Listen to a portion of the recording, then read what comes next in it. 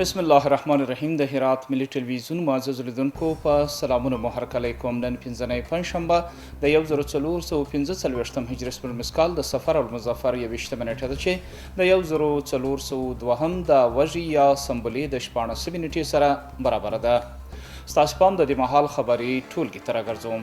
په سر کې د څو خبرونو سرټکی.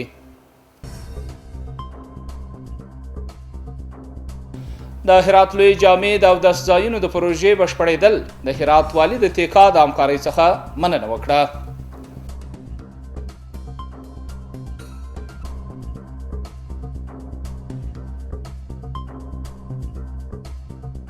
د افغانستان د طبي شورا مشر سره د شیخ اسلام جار لیدنه د هرات والي د سیمهییزې ادارې د ملاتړ او همکارۍ ډاډ ورکړ.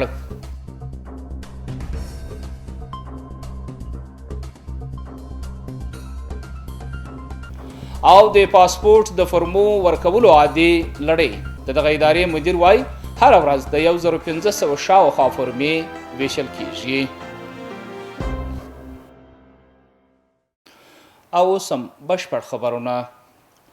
د هرات لوی او تاریخي جامع جماعت د اودس ځایونه د هرات والی شیخ الحدیث مولانا نور احمد اسلام جار، د اطلاعات او کلتور رئیس مولانا نعیم الحق حقانی، هرات ښاروال ملا عبدالرازق راشد او د تیکا دفتر مسؤلینو په حضور کې د پرانیستو وروسته ګټې اخیستنې ته وسپارل شوه. د هرات والي د دې اودس ځایونو په جوړولو کې د تیکا دفتر د همکارۍ څخه په قدردانۍ وویل د هرات لوی جامع د نړۍ په کچه د 50 سترو مسجدونو څخه ده او دا د هرات یو لرغونی هویت دی. شیخ اسلام جار زیاته کړه د دې لوی جامع د بامونو په خښت پرشولو سره به د هغې لرغونی هویت بیرته راژوندی سي. وروسته د هرات د اطلاعات او فرهنګ رئیس مولانا نعیم الحق حقانی وویل د دې ودانۍ د بیا رغونې چارې 65 سلنه مخته تللي او دوی هڅه کوي چې پاتې چارې هم په خپل وخت ترسره سي. د یادونې وړ ده چې د هرات لوی جامع جماعت او د ځایونه د 100,000 امریکایي ډالرو په لګښت د تیکا دفتر په همکارۍ د اطلاعات او فرهنګ ریاست تر نظارت لاندې جوړ شوي دي. د افغانستان د طبي شورا مشر ډاکټر ګل محمد عثماني هرات د خپل سفر په ترڅ کې د هرات والي شیخ الحدیث مولانا نور احمد اسلام جار سره لیدنه وکړه. په دې لیدنه کې د طبي شورا رئیس پر بیلابیلو موضوعګانو لکه په لویدیځ زون کې د افغانستان د طبي شورا د نمایندګۍ پرانیستل، د طب څانګې د ستونزو څیړل، د لوړې کچې طبي زده کړو لپاره د لارو چارو برابرول او د طبي خدمتونو پر معیاري کولو خبرې وسوې. هغه داراز په دې برخه کې د سیمهییزې ادارې مسؤلینو د ملاتړ او همکارۍ غوښتنه وکړه. وروسته د هرات والي شیخ الحدیث مولانا نور احمد اسلام جار په یادو برخو کې د سیمهییزې ادارې د هر اړخیزې همکارۍ ډاډ ورکړ او زیاته یې کړې چې هر هغه کړنه چې خلکو ته د ښو چوپړونو د رسولو په موخه وي د هرات سیمهییزه اداره د هغې ملاتړ کوي. په هرات کې د پاسپورت مدیریت په دې ولایت کې د پاسپورت ویش د عادي لړۍ خبر ورکوي. د دې ادارې مدیر په وینا اوس مهال د دې ادارې د لوري څه د پاسه 1500 د پاسپورت فرمې د دوی د لوري ویشل کیږي. د هرات وګړو په دې ولایت کې د پاسپورت ویش د ظرفیت لوړولو څخه هرکلی کړی دی. نور حال په راپورټ کې. دلته د هرات د پاسپورت مدیریت نوې ودانۍ هغه ځای چې غوښتونکو ته هره ورځ شاوخوا 1500 فرمې ویشل کیږي. د دې ادارې مدیر د پاسپورت د غوښتونکو د چارې د عادي بهیر خبر ورکوي او ټینګار کوي چې اوس مهال هره ورځ نږدې 1500 آنلاین فرمې ناروغملو او هغه کسانو ته چې جدي ستونزې لري ویشل کیږي. روند ادامه داره.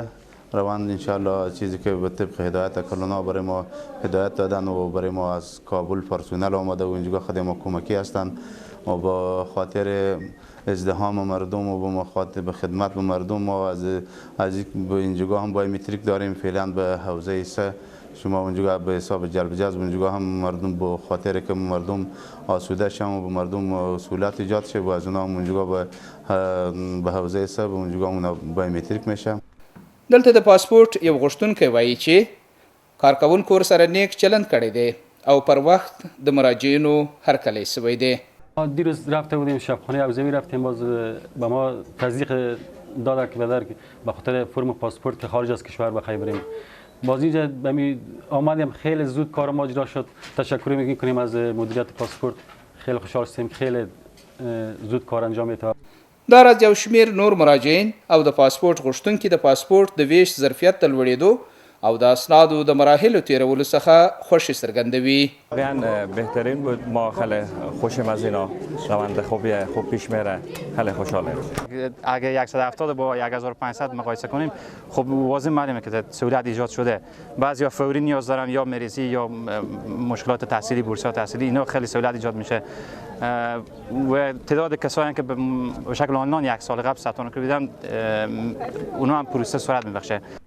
دا په داسې حال کې ده چې په هرات کې د پاسپورت د ویش شمېره هره ورځ 300 فرمې وي چې د کورنیو چارو وزارت د مقام د لوري د لارښوونې له مخې دغه ظرفیت تر 1500 فرمو پورې لوړ شوی دی.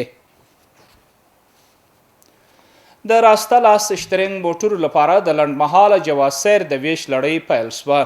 د هرات امنیه قمندانۍ د ترافیکو مدیریت دغه پروسې مسؤلینو او کارکوونکو د زیار څخه په قدردانۍ دغه وسایطو ته د ثبت، راجستر او کارت د ویش په برخه کې وویل په نظر کې د راسته شترنګ موټرو لپاره 3 کلن با اعتبار اسناد وویشل سي.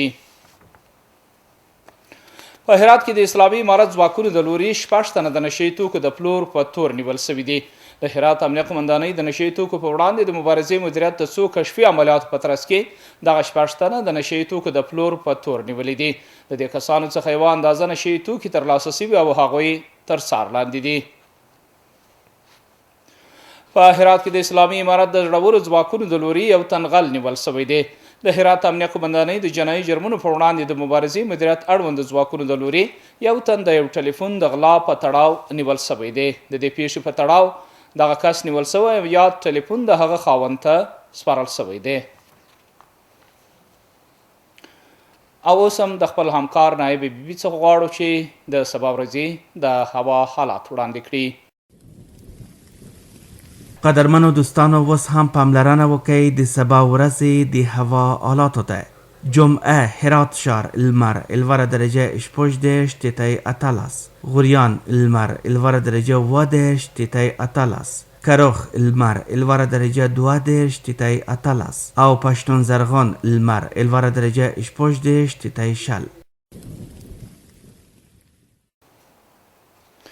محترم لیدونکو دا خبرونه اوس هم په پای کې یو ځل بیا د څو خبرونو سرټکي. د هرات لوی جامع د اودس ځایونو د پروژې بشپړېدل د هرات والي د تیکا د همکارۍ څخه مننه وکړه.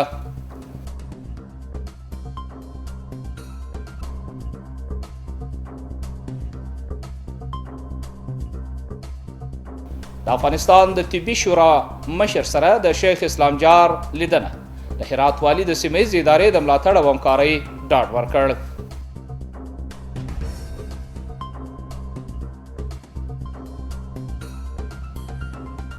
او د پاسپورت د فرمو ورکولو عادي لړۍ د دغه ادارې مدیر وایي هره ورځ د 1500 شاوخوا فرمې ویشل کیږي.